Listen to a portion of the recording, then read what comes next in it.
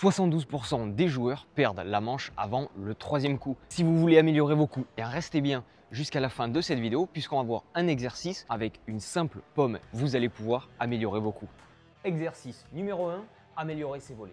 Vous vous placez avec un ami et cet ami va prendre une pomme dans les mains. Et ce que je vous invite à faire, c'est de lever votre main droite, celle avec laquelle vous allez tenir votre raquette. Si vous êtes gaucher, vous prenez la main gauche et vous allez faire en sorte d'attraper la pomme lorsque votre ami vous l'envoie.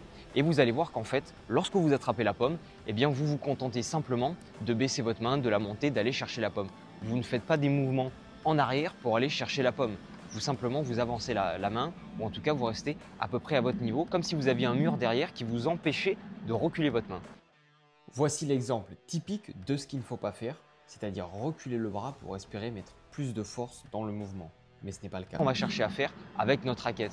On va simplement aller chercher la balle et on ne va pas faire des grands mouvements en arrière car on va faire comme quand on rattrape la pomme, on va faire comme si on avait un mur derrière notre dos.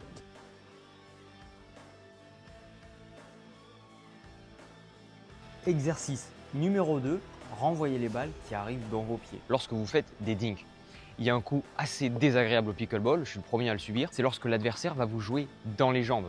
Et là, on est confronté à une difficulté qui est qu'en fait, on ne sait pas si on doit aller chercher la balle en l'air, si on doit la chercher en bas. L'astuce la plus pratique, la plus simple à mettre en place, c'est que lorsque l'adversaire va vous jouer des balles que vous allez avoir du mal à attraper parce qu'elles arrivent dans vos pieds, eh bien on va faire un petit peu comme un squat. On va descendre et ça va vous permettre d'aller chercher des balles à la volée que vous n'auriez pas réussi à aller chercher si vous n'étiez pas baissé de cette manière-là. Et ça va vous éviter beaucoup de balles qui normalement vous arrivent dans les jambes, qui la plupart du temps vous font perdre le point instantanément par une faute, ou bien vous allez trop lever la balle et vous allez subir une attaque adverse.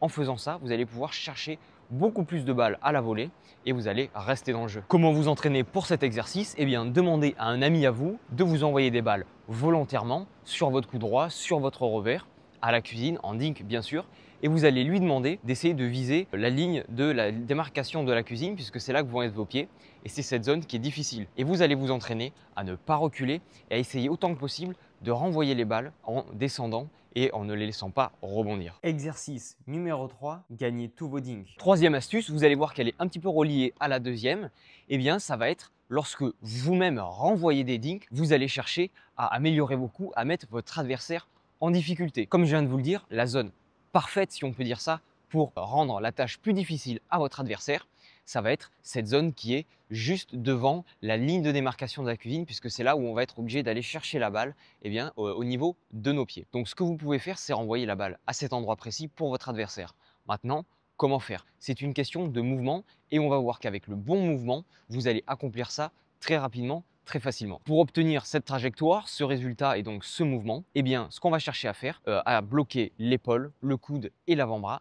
Et lorsque l'on va renvoyer des dinks en revers, on va chercher à renvoyer des balles avec une trajectoire qui est vraiment très droite et qui va être suffisamment tendue pour pouvoir arriver dans la zone adverse. Souvent, quand on débute, et j'étais le premier à faire ça, on va renvoyer la balle juste derrière le filet. Or, dans cette zone, eh bien, ça n'est pas difficile du tout pour l'adversaire de renvoyer la balle, peut-être même d'attaquer. La zone difficile, elle est juste devant la cuisine et pour l'atteindre, il va falloir envoyer une balle qui va être plus tendue. Pour bien maîtriser ce mouvement, pour qu'il soit bien précis, pour envoyer une balle qui n'est pas trop haute, pas trop basse, eh bien tout va se passer dans le mouvement. Avec ce mouvement-là, vous allez voir que vous allez pouvoir envoyer des balles qui sont vraiment techniques pour votre adversaire. J'en profite pour vous dire un grand merci de nous soutenir sur Bozino Pickleball et aussi sur Pickler Nation. On vient de dépasser les 33 000 vues sur YouTube, ça fait qu'augmenter, donc un grand merci à vous tous, à ceux qui mettent des commentaires, ceux qui mettent des messages, ceux qui m'envoient des messages aussi sur Instagram, etc. Ça me fait très plaisir. Si vous avez des sujets de vidéos que vous souhaitez voir, des choses que vous préférez au niveau des plans vidéo, etc., eh bien, dites-nous-les en commentaire. Vous pouvez aussi nous envoyer des messages et on y répondra avec plaisir et surtout, eh bien, on les écoutera et on les appliquera.